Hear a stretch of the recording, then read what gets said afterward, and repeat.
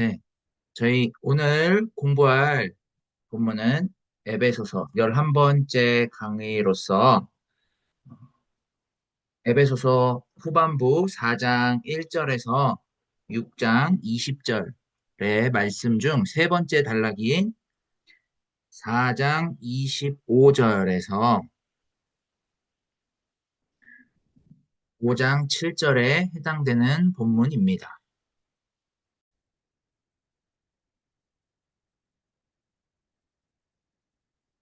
오늘 본문은 이제 바울이 재진술하고 있는 그 하나님의 구원 사건,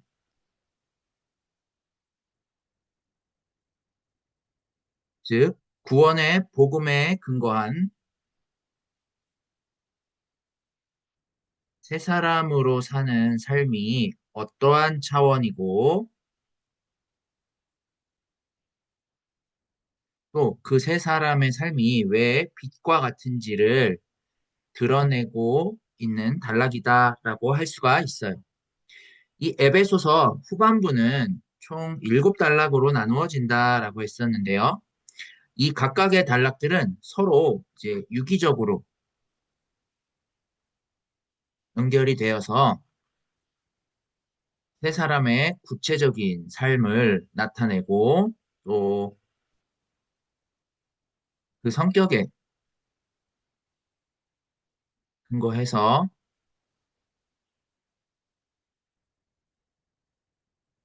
하나님의 구원 사건을 받아들임으로써 살아갈 수 있도록 권면을 했는데 후반부에서 바울은 내가 전한 복음을 통해서 다시 한번 새 사람 되게 하신 사건으로 인해 새 사람으로 사는 삶이 어떻게 가능한 것인지 그리고 옛사람의 그 삶의 방식으로는 새 사람 된 삶을 살아감이 불가능하다라는 것을 전하고 있다 하겠습니다. 그러니까 옛사람을 벗어버리고 새 사람을 입는 그러한 삶의 방식으로 우리를 초청하고 있는 말씀이다라고 할 수 있겠습니다. 자, 그래서 요 4장 25절에서 5장 7절에 이 제목이 새 사람으로서의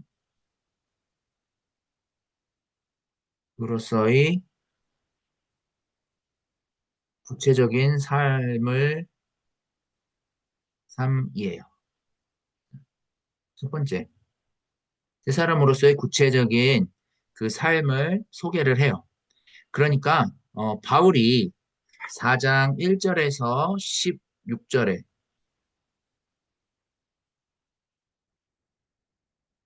세 사람의 삶이 어떤 것인지 어떻게 가능한지를 드러냈는데 성령이 하나 되게 하신 것을 힘써 지켜라 라고 했었어요. 성령이 하나 되게 하신 것을 힘써 지켜라 라고 했어요. 그러니까 그냥 내가 새 사람이다 라고 해서 우리가 새 사람이 되는 게 아니라 새 사람이 되게 하신 그 사건에 근거해서 그 새 사람이 되게 하신 사건이 뭔지를 맛보고 각성해 감으로써 가능한 것이다 라고 했어요. 그래서 이 성령이 하나 되게 하신 것을 힘써 지키는 것은 십자가를 지신 그리스도 안에서 영이신 그 하나님에 의해 만물을 하나님의 생명으로 충만하게 하신 것으로 불러주셨는데 이는 예수를 통한 그 하나님의 사랑으로만 가능한 것이다 라고 했어요. 그러니까 이 새 사람 된 삶이 따로 있는 게 아니라 새 사람 되게 하신 그 사건, 그러니까 요 사랑의 사건, 성령이 하나 되게 하신 사건을 받아들이고 여기에 참여함으로써 여기에서 발생되는 열매를 확인하고 맛보는 삶을 통해 이루어지는 게 바로 새 사람 된 삶이다라는 거예요. 이렇게 성령이 하나 되게 하신 것을 힘써 지킴으로써 우리는 그리스도의 분량을 선물로 받게 되었고요. 또 그것을 서로의 역할을 통해 드러내고 감당할 수 있도록 은사를 받았어요. 즉, 그리스도의 분량을 성령이 하나 되게 하신 것을 알아보고 지키고자 힘쓰게 하는 이것을 받아들이기 위해서 우리가 그리스도의 분량을 받았죠. 이렇게 성령이 하나 되게 하신 것을 힘써 지키고자 어, 하는 게 바로 역할을 감당하는 거예요. 자, 이 그리스도의 분량을 드러내기 위해서 사도, 선지자, 복음 전하는 자, 목사, 교사로서 이제 각각의 그 역할들이 있는데 이 역할은 에베소 교회가 그리스도의 사랑으로 선물로 주어진 이 분량을 알아보고 받아들이고 함께 하고자 다시 말해 참여하지 않으면 안 되는 그런 무엇이다라는 거예요. 이 역할들을 이제 감당을 할 때 많은 유혹들이 있겠지만 이 삶을, 요 삶을 유지를 하고자 할 때 옛사람을 벗어버리고 새 사람을 입을 수가 있는 거죠. 이게 바로 부르심에 합당한 삶이고요. 이 삶은 새 사람의 삶을 덧입고자 힘쓸 때 가능해진다라는 사실을 언급을 했어요. 그리고는 이제 오늘 본문에서 새 사람의 그 구체적인 삶을 제시를 해요. 오늘 본문은 이제 총 세 단락으로 나누어지는데요. 첫 번째가 4장 25절에서 32절, 두 번째가 5장 1절에서 2절, 세 번째가 5장 3절에서 7절로 나누어져요. 먼저 4장 25절에서 32절은 영적인 것을 육적인 것으로 대하지 말아라. 즉, 새 사람으로서 살아가는 이 삶을 옛사람의 방식으로 처리하지 말아라 라는 내용을 전해요. 그래서 여기에서는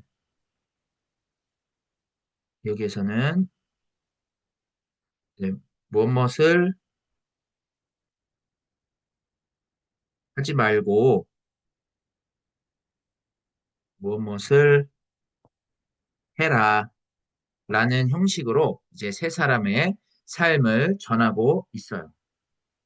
그래서 이제 이 말씀을 한번 우리가 살펴보면요. 자, 25절에 그런즉 거짓을 버리고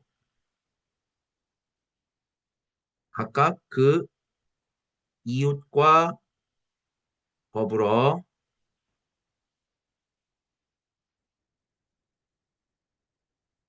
참된 것을 말하라 라고 했어요.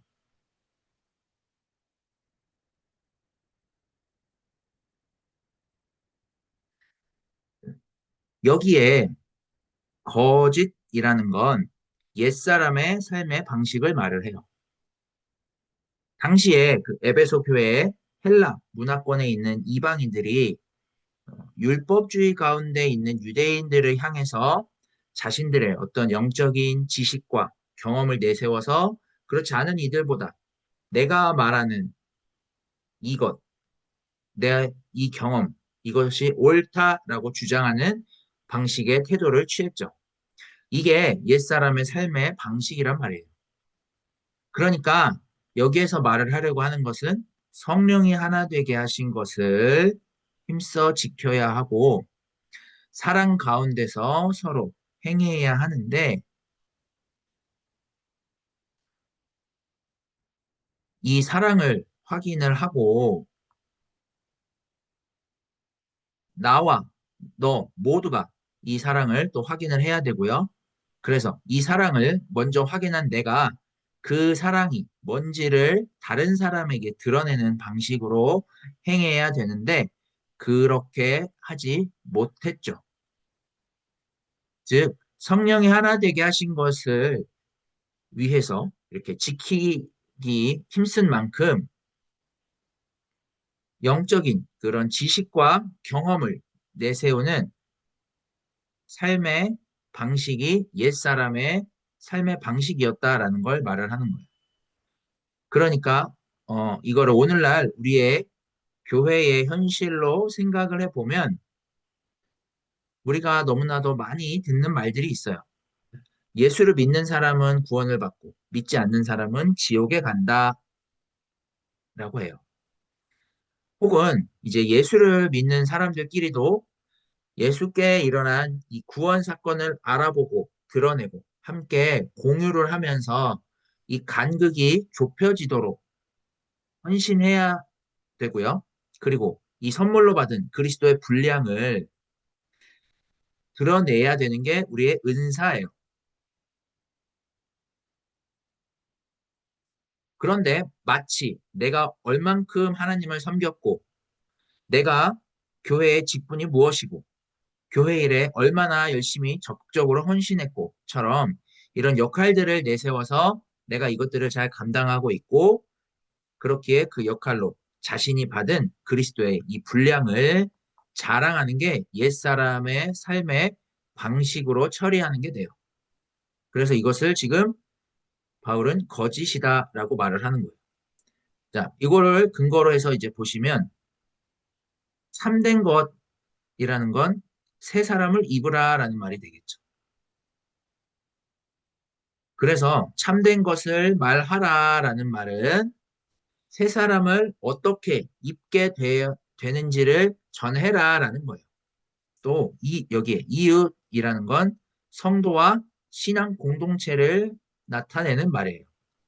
그래서 이제 종합을 해보면 이 25절의 말씀은 거짓을 버리고 옛사람의 그 삶의 방식을 버리고 신앙 공동체와 더불어 새 사람 되게 하는 그 복음의 속성에 근거해서 새 사람의 삶을 드러내라라고 불러주고 있는 말씀이에요.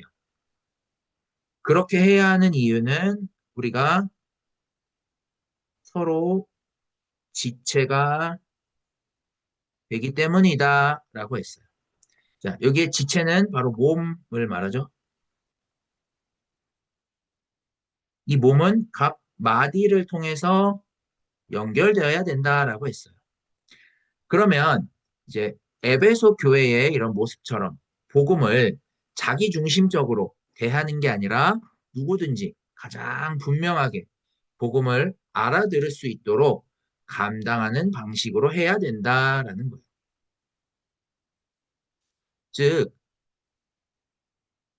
은사를 내세우는 것을 내려놓고, 그러니까 우리로 말하면 어떤 건물이나 조직으로서 또 그로 인한 이 지역에 명성 있는 이런 교회로서 혹은 뭐 신앙의 연수나 직분이나 봉사 여부 등의 이런 외적인 모습을 내려놓아야 한다라는 거예요. 그러니까 이 참된 것을 말하는 이런 방식으로 돌아가야 된다라는 걸 말하는 거예요. 그 다음 이제 26절에서 27절을 보면 26절에 분을 내어도 죄를 짓지 말며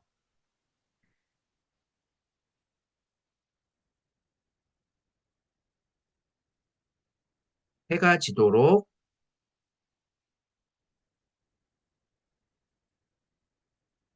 분을 품지 말라라고 했어요.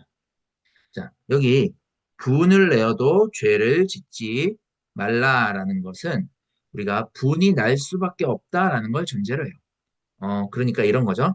우리가 가까운 가족이나 친구나 지인들에게 이제 복음을 이야기할 때 우리가 막 분이 생겨요. 그렇죠? 왜 분이 생길까요? 옳은 것과 좋은 것이 나에게 있는데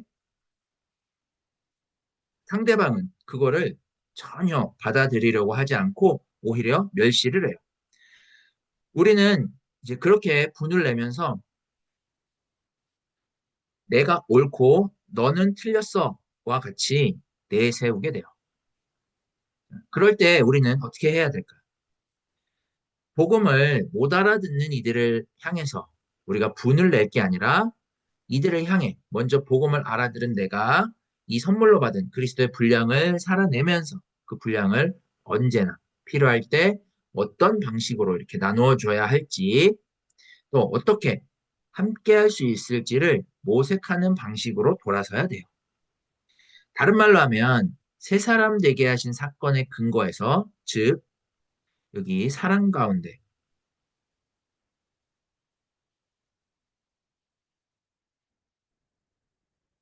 성령이 하나 되게 하신 것을 지키기 위해 무엇인가를 시도를 하는데 자꾸 분이 나요.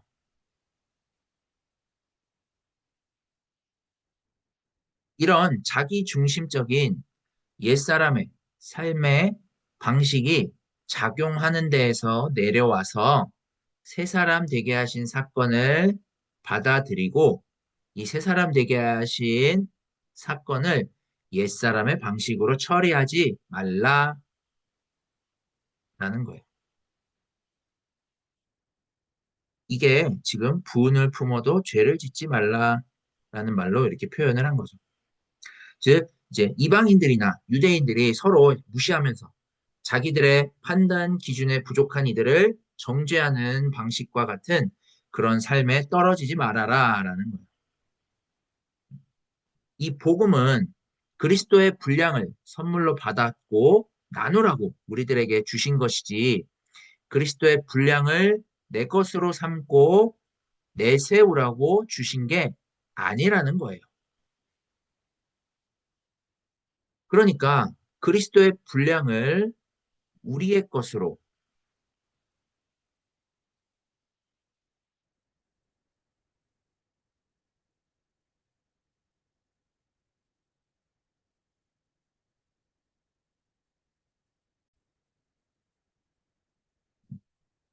그러니까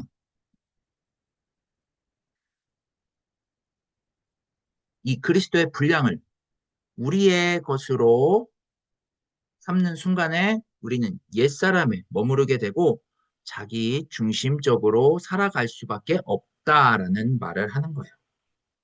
어쨌든 그 분을 해가 지도록 품지 말라라고 했어요. 이 해가 지도록이라는 건 또, 지속적으로 품지 말라.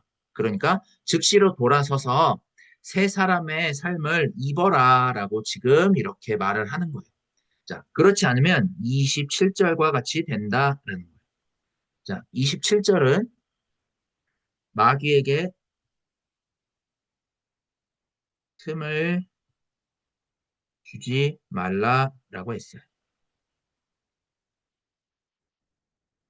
여기 마귀는 세상 권세, 옛사람에게 작용하고 있는 그런 힘을 말하는데 그 힘에게 틈을 주지 마라.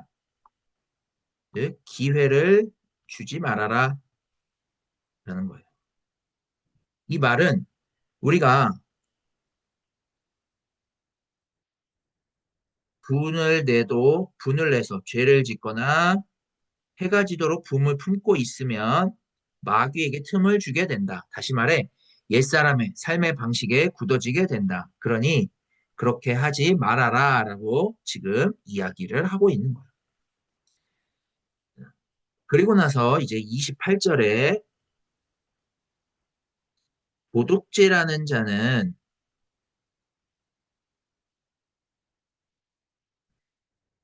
다시 도둑질하지 말고 돌이켜 가난한 자에게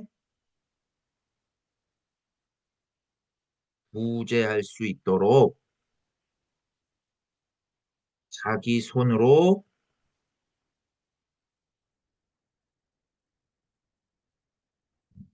이 손으로 수고하여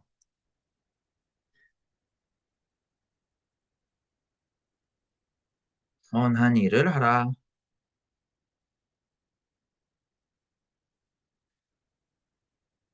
라고 언급이 됐어요. 자, 우리는 이제 이 말을 가져다가, 우리는 이 그리스도인들은 도둑질하면 안 된다. 교회가 가난한 사람을 돌보고 구제해야 된다라고 주장하고 실천을 하는데, 여기에서는 그 말을 하고자 하는 게 아니에요. 여기 도둑질한다라는 것은 그 당시의 정황이나 사회 구조를 봐야 돼요. 당시에 이 사회 구조는 속임수가 만연해 있었고, 내 것을 빼앗기지 않기 위해 남의 것을 빼앗아서 취할 수밖에 없는 구조였어요. 그러니까 속임수가 있을 수밖에 없었겠죠. 그런데 이 사회 구조는 오늘날도 매우 비슷해요. 이게 뭐냐면 바로 소유 중심의 삶을 말을 해요.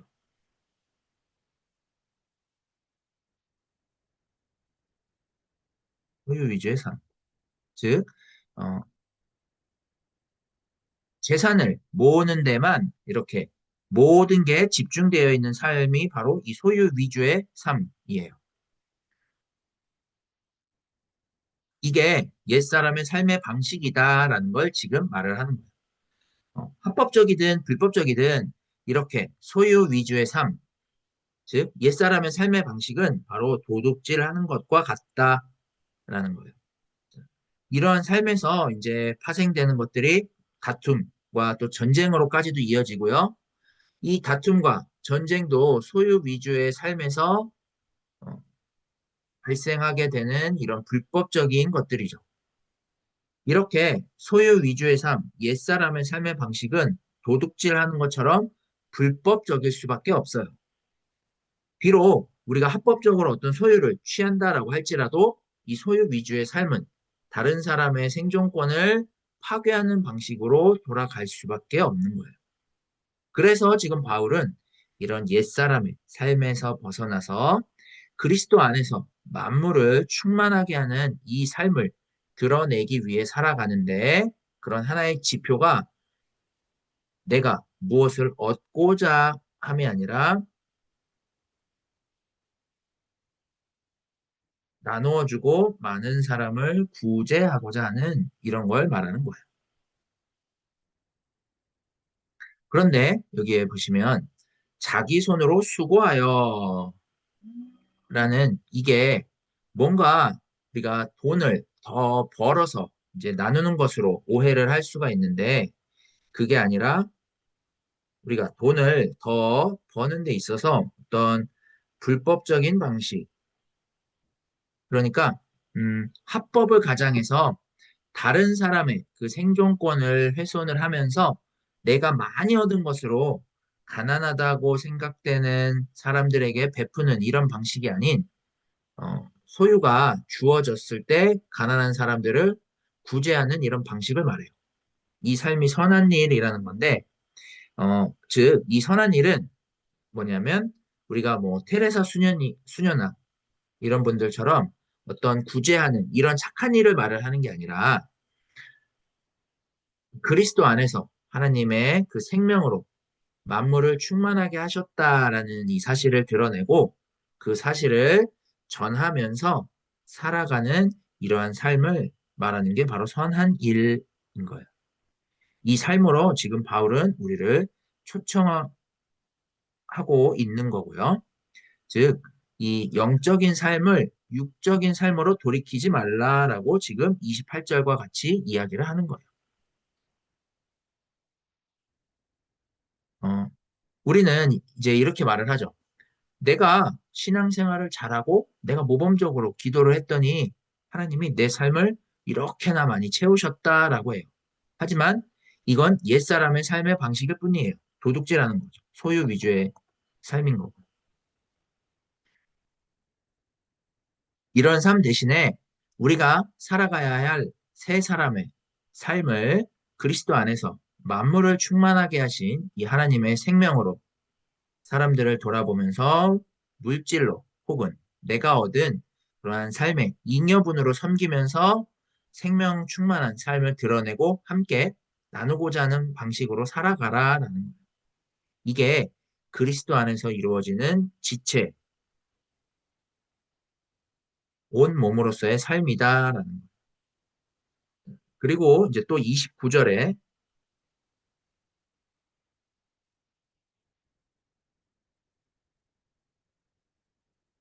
무릇 더러운 말은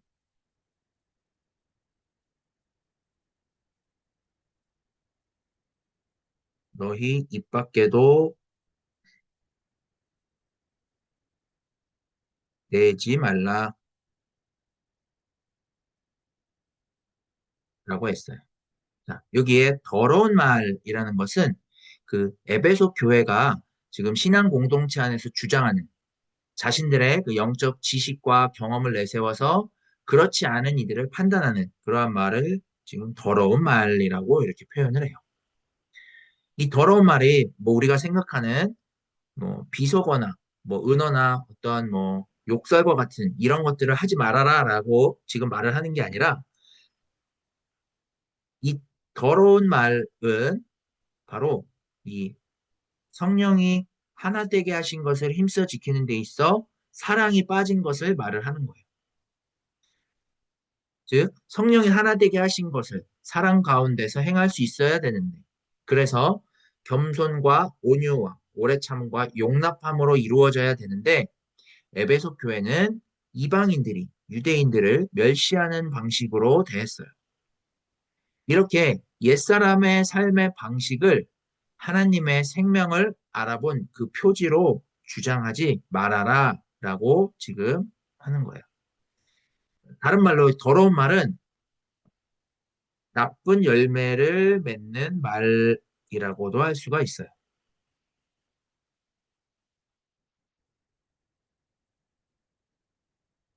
오늘날로 말하면 너의 삶이 지금 어렵고 잘 안 풀리고 또 나쁜 열매가 계속해서 생기는 걸 보니까 네가 어떤 죄를 지어서 그렇다.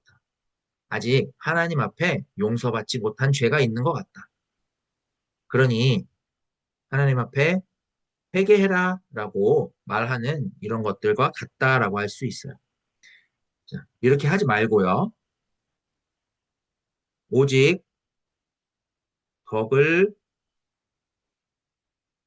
세우는데 소용되는 대로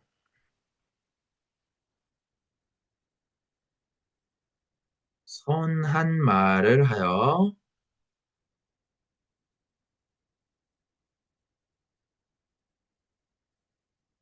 듣는 자들에게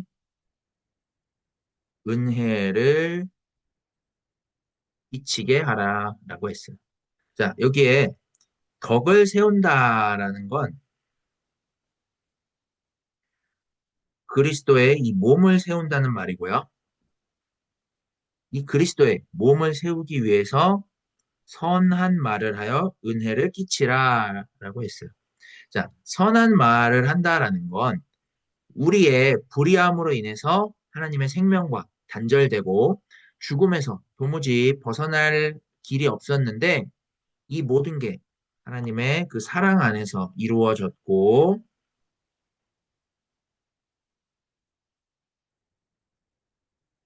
죽은 자 가운데서 부활하신 그 그리스도께서 우리의 불의함으로 인한 그 죽음의 권세를 사로잡으시고 우리가 사로잡혔던 그 권세를 대신해 그리스도께서 이루신 그 생명의 충만함,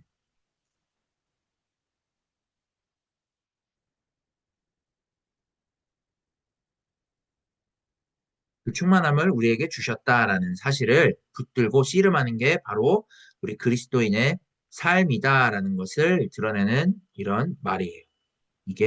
이것을 지금 바울은 선한 말이라고 표현을 했어요. 자, 이런 말들로 이제 듣는 자들에게 은혜를 끼치게 하라라고 했어요. 은혜를 끼친다라는 건 영적인 무감각에서 깨어날 수 있도록 영적인 각성을 일으키는 걸 말해요. 이렇게 하라고 한 다음에 이제 30절에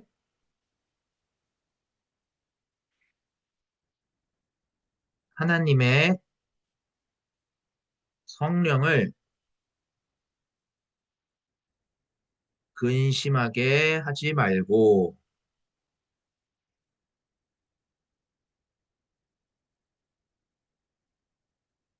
뭐 했어요.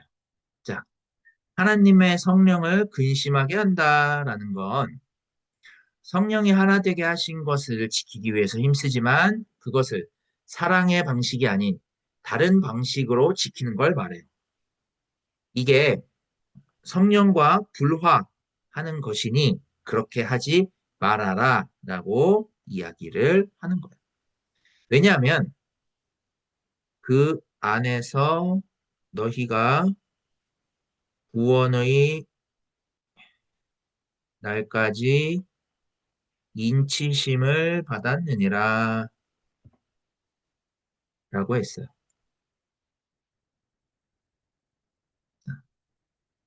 이 말은 뭐냐?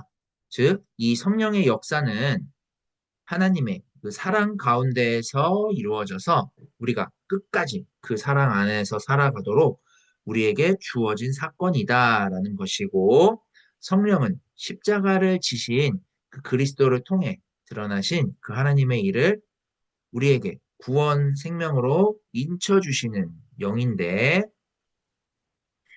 그 영이신 하나님의 의해 사랑으로 전적으로 값없는 은혜로 이루어진 사건이에요. 즉, 우리가 헤아릴 길이 없는 하나님이 감당하신 사건을 통해 그리스도와 함께 죽은 자 가운데서 살아난 그 삶을 우리가 살게 되었다라는 것을 마지막 순간까지 받아들이라고 지금 불러주시는 사건이다라는 말이에요.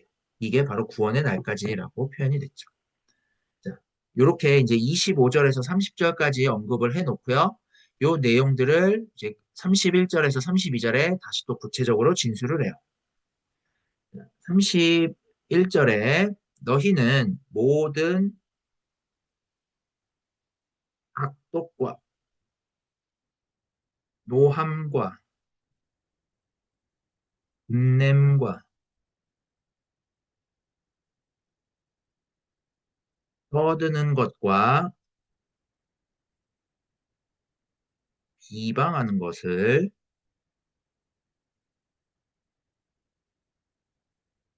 모든 악의와 함께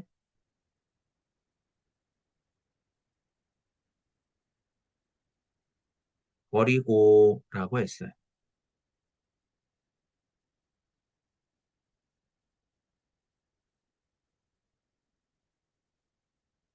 자, 여기 지금 언급된 이 악독, 노함, 분냄, 떠드는 것, 비방하는 것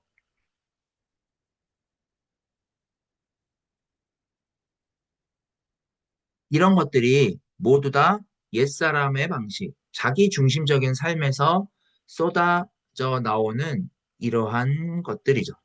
자, 여기에 이 악독이라는 건 이제 헬라어에서는 피크리아라고 사용을 하는데요. 이게 뭐냐면, 내가 옳다라고 고집을 피우고 주장하는 것을 말을 해요. 즉, 어떤 화해를 거부하는 이런 몹시 격분한 상태를 악독이라고 표현을 해요. 자, 노함은 지금 이렇게 몹시 격분한 이런 상태를 외부로 지금 분출을 하고 있는 것을 노함이라고 말을 해요. 이 분냄은 이제 자기 속에서 그 노여움을 계속해서 갖고 있는 상태. 그러니까 여기에서 해가 지도록 분을 품고 있는 이런 상태가 바로 분냄의 이런 상태인 거죠.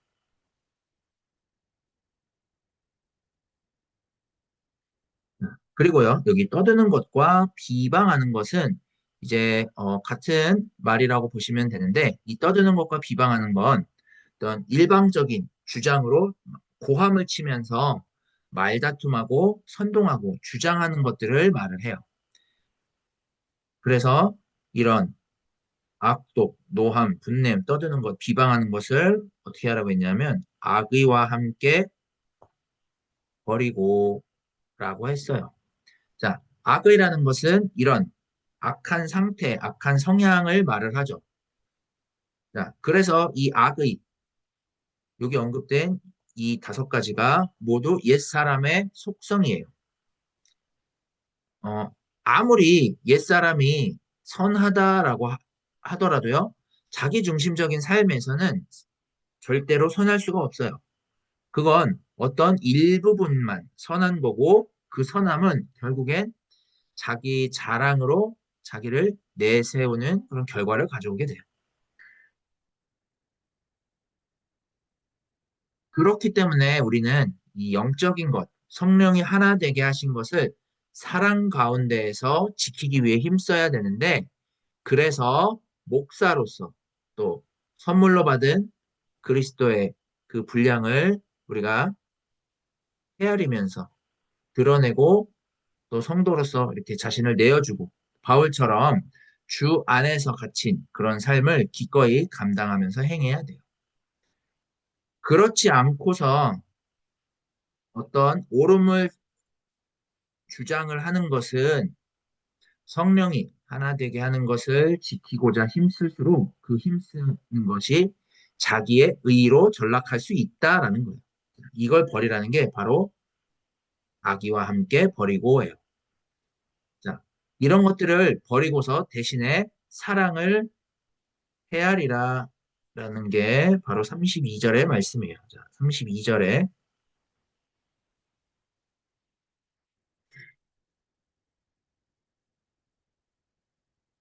서로 친절하게 하며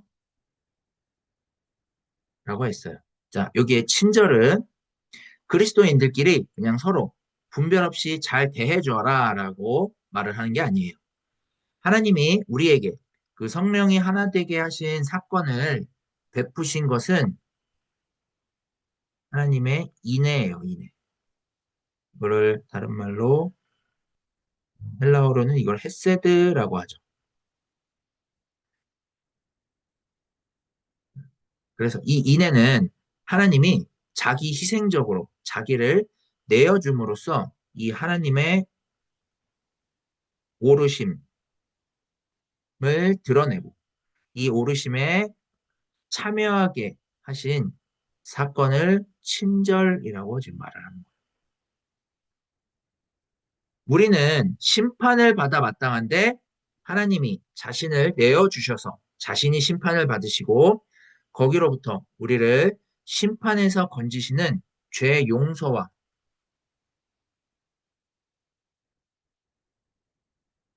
죽음이 극복되는 그 생명을 베푸셨다라는 것이 바로 인애죠. 이게 하나님이 불쌍히 여기신 것으로 용서하심이 일어난 거예요.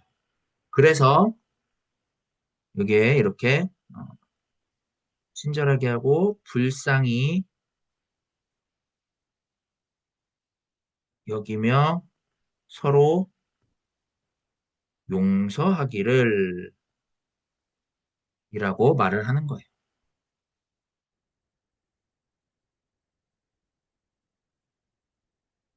그러니까 옛사람의 그 삶의 방식인 자기 중심적인 이런 삶을 내려놓고 새 사람이 되게 하신 속성, 즉 사랑으로 새 사람 되게 하신 것을 드러내도록 지금과 같이 이렇게 또 불러주고 있는 거죠.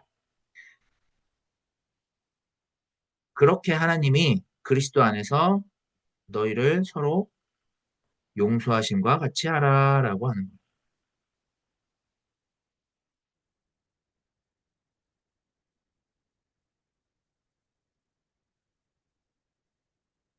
하나님이 그리스도를 통해서 우리 가운데 행하신 것은 우리에게 무엇을 요구한 게 아니라 하나님이 희생을 치르면서 하나님이 옳다라는 것을 드러내신 사건이고 우리도 그렇게 행할 수 있어야 한다라는 걸 지금 말하는 거예요.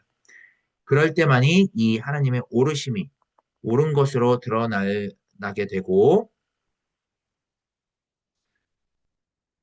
우리가 옛사람의 그러한 방식으로는 옳은 것을 받아들일 수도 없고 옳은 것을 드러내려고 하지 않기 때문에 우리가 이 하나님이 옳다라는 것을 우리가 받아들이고 그렇게 행해야 된다라고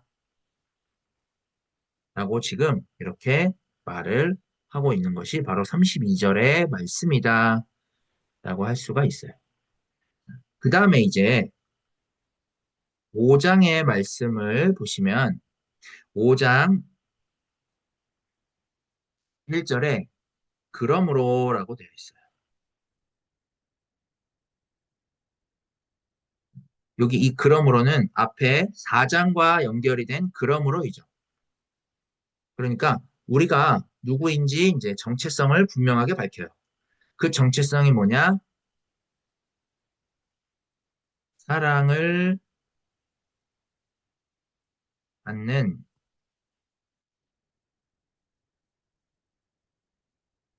자녀같이 하는 거예요. 자, 이 말은 이제 사랑의 방식으로 우리가 이 모든 사건을 대할 수 있도록 다시 한번 우리의 이런 정체성과 가치를 사랑받는 자녀로 드러냈어요. 그런 너희는 하나님을 본받는 자 되라 되고 라고 했어요.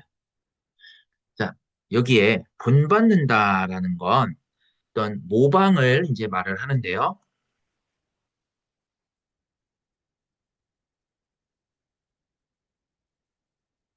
이 말을 이제 2절에서 다른 방식으로 표현을 해요. 그게 그리스도께서 너희를 사랑하신 것 같이 예요. 그리스도께서 우리를 사랑하신 것 같이 너희도 사랑 가운데 행하라 라고 했어요. 즉, 이 하나님을 본받는다라는 것은 하나님이 사랑으로 우리를 대하셨는데 그렇게 사랑으로 우리를 대하신 것처럼 우리도 사랑으로 세상을 대할 수 있어야 한다라는 거예요. 이 사랑은 하나님이 십자가를 지신 그 그리스도를 통해서 우리와 함께 하심으로 그 예수의 죽음을 통해 드러내신 그 하나님의 생명을 죽음의 권세 안에 있는 우리가 그 권세를 이기도록 생명을 베풀고 계시다라는 거예요. 이렇게 이 사랑을 어떤 자기 희생과 화목제물과 같은 이런 방식으로 지금 이야기를 하고 있어요. 그래서 우리가 이 사실에 대해서 늘 각성을 할 때 성령이 하나 되게 하신 사건을 어떻게 덧입을 수 있는지, 또 어떻게 우리가 만물의 충만함에 참여하게 되었는지를 알아보게 되고, 그러면 하나님을 본받는 것은 사랑의 방식으로 우리가 살아가고 행할 수 있게 되었다라는 것이라는 사실을 알 수 있게 된다. 이거를 지금 말하고 있는 거예요. 우리가 그 사랑을 살아갈 때 비로소 신앙 공동체에서와 그리고 또 밖을 향해서 새 사람으로서의 이 구체적인 삶을 살 수 있다라는 걸 드러내는 말씀이라고 할 수가 있겠습니다. 그러면 이 새 사람 되게 하신 사건은 우리가 성취할 수 없는 것이 되겠고요. 그 하나님의 생명 사건에 의해서만 우리에게 구체화될 수 있다라는 사실을 헤아리게 돼요. 이렇게 신앙 공동체 안에서 서로를 어떻게 대할지 그러니까 지금 옛사람의 방식이 아닌 새 사람의 방식으로 불러주고 있는데 이제 5장 3절에서 7절은 이렇게 부름을 받은 신앙 공동체가 세상 공동체를 향해서 어떻게 해야 되는지를 소개를 해요.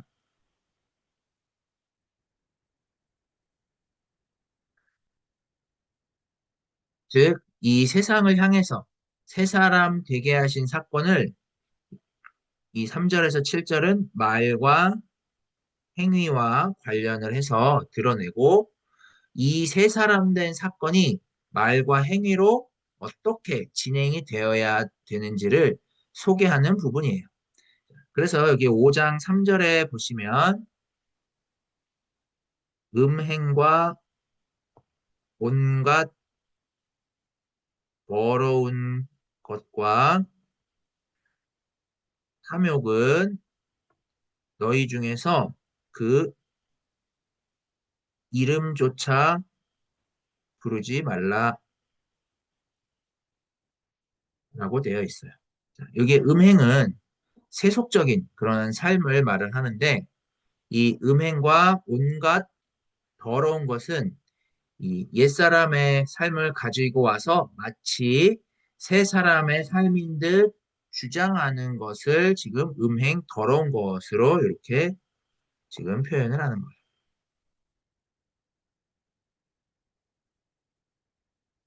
그러니까 이제 뭐 이런 거라고 할 수 있겠죠.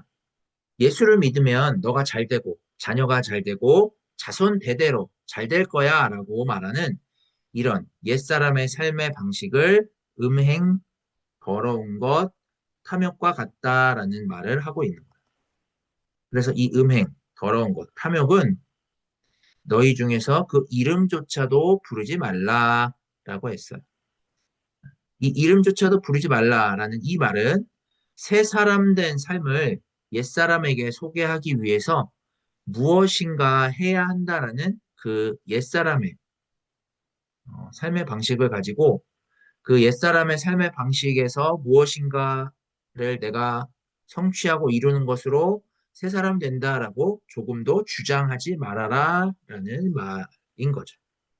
왜냐하면 우리는 이런 방식으로 부르심을 받은 게 아니기 때문이에요. 그래서 뭐라고 이야기를 하냐면 이름조차 부르지 마라라고 하고 이는 성도에게 마땅한 반이라 라고 이야기를 하는 거예요. 즉, 신앙 공동체, 그리고 우리는 이렇게 옛사람의 삶을 가져다가 마치 어떤 성도로서의 지위와 성과로 내세우지 말아라 라고 지금 이야기를 하는 거예요. 그것으로 우리가 새 사람 되는 것이 아니기 때문에 그런 것을 하지 말아라 라고 지금 이렇게 말을 하는 거죠. 이렇게 새 사람 된 삶이 어떤 건지를 옛사람의 방식으로 드러내지 말라라고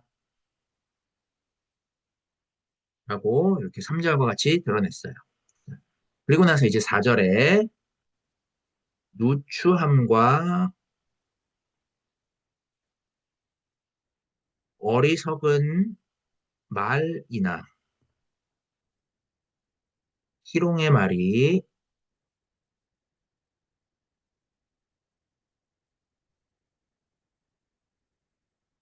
마땅치 아니하니 라고 언급이 돼요. 자, 요 누추함은 이제 어떤 우리가 말하는 그 추잡함을 말을 하고요. 이 추잡함은 세속적인 걸 의미해요. 바로 소유와 성취 위주의 삶을 말하는 거겠죠. 또 어리석은 말은 우리가 예수 믿고 출세해야지. 예수 믿으면 세상에서 잘 되고 복 받는다. 세상에서 잘 되는 게 하나님이 잘 되는 것이야. 라고 말을 하는 것과 같은 거예요. 그 다음에 희롱의 말은 어떤 상스러운 말이라고도 할 수가 있는데 이 상스러운 말이라는 건 세속적인 삶을 내세워서 새 사람 되게 한 삶으로 삼도록 하는 이런 것을 이제 희롱의 말이라는 거예요. 그래서 이런 것을 새 사람 되게 한 삶으로 삼지 말아라. 라고 지금 이야기하는 거예요. 그런 것들이 마땅치 아니하다. 그러면서 오히려 감사의 말을 하라. 감사하는 말을 해라. 라고 이야기를 해요. 여기에 감사는 예수 그리스도의 그 구원의 복음에 대한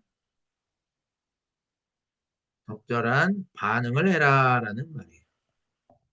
즉, 우리가 먹고 살기 위해서 살아가지만 그것으로는 해결되지 않는 삶이 있는데 이 하나님의 구원 사건은 우리가 먹고 살기 위해 그 살아가는 삶에서도 우리가 뭐 먹지 않아도 배부르고 또 먹을 게 없어도 괜찮고 남들보다 좀 덜 먹거나 덜 소유를 해도 괜찮은 그러한 삶이 이제 펼쳐지는 이런 것들을 반응을 해라. 그러니까 이 감사라는 건 우리가 아무리 먹고 아무리 소유를 해도 갈급할 수밖에 없는 그런 우리의 영혼을 충만하게 하는 그 궁극적인 사건, 이 사건을 말을 하는 거고요. 이 사건을 전해라라는 게 바로 감사의 말을 하라라는 거예요. 그 다음 5절에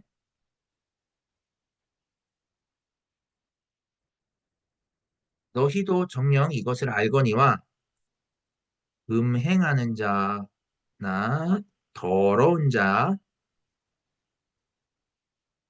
탐하는 자는 탐하는 자, 곧 이들을 뭐라고 이야기를 했냐면 우상 숭배자는 이라고 언급을 했어요. 자, 이들이 모두 우상 숭배자래요. 이 우상 숭배자란 그러면 뭐냐?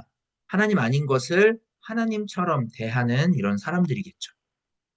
즉, 옛사람의 삶의 방식에서 주장하고 있는 구원과 복과 생명. 다시 말해서 에베소 교회에서 그 영적인 지식과 경험을 가지고 구원, 복, 생명으로 여기고 있는 그들이 바로 우상 숭배자다라는 거예요. 자, 이 우상 숭배자들은 어떻게 될까요? 다 그리스도와 하나님 나라에서 기업을 얻지 못하리니라고 했어요. 자, 지금 에베소 교회가 구원, 생명, 복이라고 여기는 이런 영적 지식과 경험은 음행하는 자, 더러운 자, 탐하는 자와 같으니 이런 옛사람의 삶으로 마치 새 사람 되는 삶이 가능한 것처럼 제시하지 말아라 라는 거예요. 그렇게 되면 하나님 그리스도와 하나님의 나라에서 기업을 얻지 못한대요. 못하게 돼요. 왜냐하면 그러한 삶, 그러니까 우상 숭배자와 같은 이런 음행하는 더러운 탐하는 자와 같은 이러한 삶은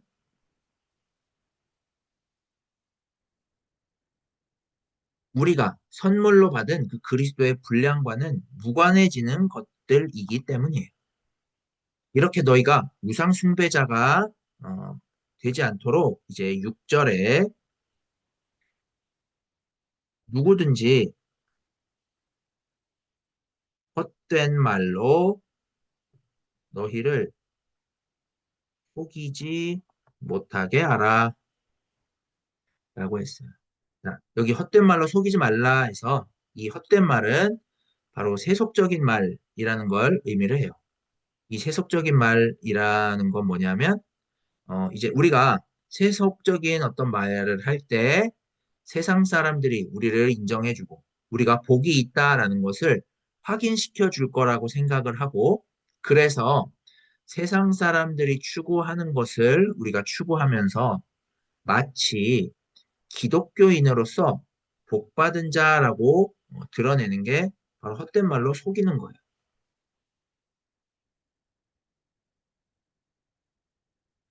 이런 헛된 말을 하지 말아라 라고 지금 이야기를 하는 거예요. 그러니까 너희가 옛사람의 삶의 방식을 가지고 새 사람으로서의 삶이라고 드러내지 마라.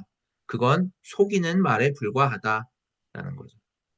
다른 말로 세상 사람들에게 너희가 선물로 받은 그리스도의 충만함을 드러낼 때 옛사람의 방식으로 드러내지 말고 새 사람의 방식으로 드러내라라는 말이 되겠죠.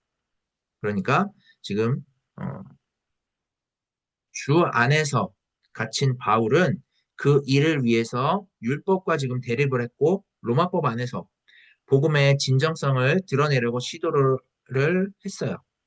그러다가 이제 갇힌 자가 되었는데 그렇게 되었지만 지금 바울은 이렇게 헛된 말을 하고 있는 것이 아니다라는 거죠. 자, 그래서 이를 인하여 어떻게 되느냐? 만약에 헛된 말로 속이면 하나님의 진노가 불순종의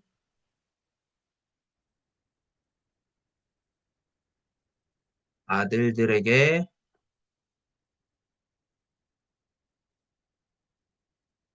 임하나니 라고 했어요.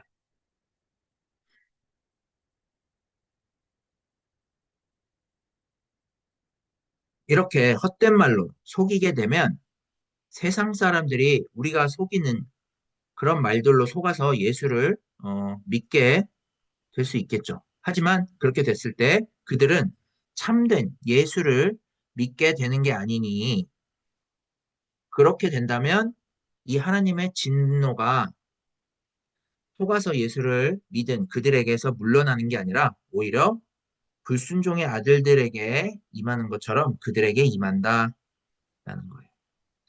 그렇게 될 때 세상 사람들뿐만 아니라 신앙인들도 똑같이 불순종의 아들들처럼 진노 가운데 놓이게 된다라는 사실을 이제 7절에 언급을 해요. 7절에 그러므로 저희와 함께 참예하는 자 되지 말라라고 언급을 해요. 여기에 저희와 함께는 이 불순종의 아들들과 함께라는 말인데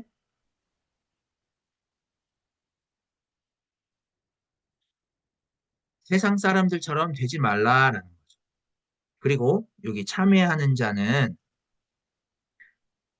다른 사람과 이 소유물이나 관계를 공유하는 사람을 말을 해요. 그러니까 달리 말하면 너희가 세상 사람들과 한 통속이 되지 말아라 라는 말을 지금 참회하는 자가 되지 말라라고 언급을 하는 거죠. 그래서 진노 가운데에 있는 이러한 삶을 멀리 하라라는 거예요. 다른 말로 하면 성령이 하나 되게 하신 것을 지키도록 힘쓰는 그 한 가지에 이제 몰입해라라는 말이 되는 거죠. 그렇지 않으면 우리는 세상 사람들을 향해서 우리가 얼마나 우월하고 얼마나 특별한 존재인지를 드러내는 방식이 될 수밖에 없고 그렇게 된다라면 우리와 세상 사람들 모두 하나님의 진노 가운데서 벗어나지 못하게 될 것이다 라고 말을 하는 게 지금 7절과 같이 표현된 이 말이다라고 할 수가 있겠습니다. 그래서 이제 결론적으로 오늘 본문의 이 내용에서 중요한 건 뭐냐면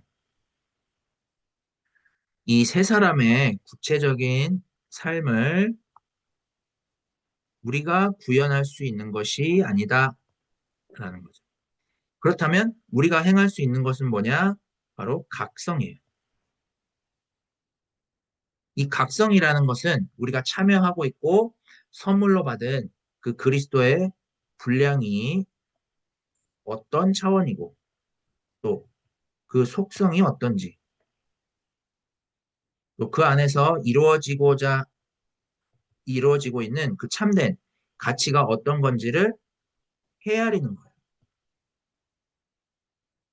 이렇게 이제 연결이 되는데 오늘 본문을 통해서 그러면 우리가 해야 될 것은 이 각성이고요. 그리고 우리가 해야 될 건 자기 중심적인 이 옛사람의 주장과 삶의 형식을 떨쳐내지 못하고 옛사람의 형식으로 새사람이 되는 사건을 주장하는 이러한 삶에서 우리가 벗어나야 돼요. 또한 세상 사람들을 향해서 그들이 추구하는 삶을 가지고 새 사람의 삶으로 소개하거나 세상 사람들도 우리처럼 될 수 있다라고 주장하는 이런 데에서도 벗어나서 오직 우리에게 이루어진 그 참된 것을 말을 하고 그 안에서 살아가도록 오늘 본문이 불러주고 있다 하겠습니다. 그렇게 이제 새 사람 되는 사건에 의해서 우리의 속 사람이 새 사람이 되는 그런 삶이 어떤 것인지를 알아보고 그 안에서 살아가고자 시도했을 때 새 사람으로서의 삶은 옛 사람의 어떠한 삶보다도 이 겨자씨만한 삶이라고 할지라도 그 삶은 오늘 본문에 이렇게 하지 말라라고 언급된 그런 어둠과도 같은 옛사람의 삶을 밝히는 하라로 언급된 이런 빛과 같은 새 사람으로서의 참된 삶을 확인하도록 우리를 불러준다 하겠습니다. 그렇게 이제 헤아리도록 오늘 본문 이후에 5장 8절에서 14절에 이제 우리의 구체적인 행동을 드러내요. 이렇게 살아가는 세 사람의 삶이 바로 빛이다라고 이제 드러내고요. 이 빛된 삶을 살아가기 위해서는 그 빛된 삶을 허락하신 하나님의 뜻이 무엇인지를 구하고 구체적으로 이 빛된 삶이 어떻게 우리의 삶에 구현되는지를 소개하면서 계속해서 바울은 구현 설명을 해 나가는 방식으로 이루어진다 하겠습니다.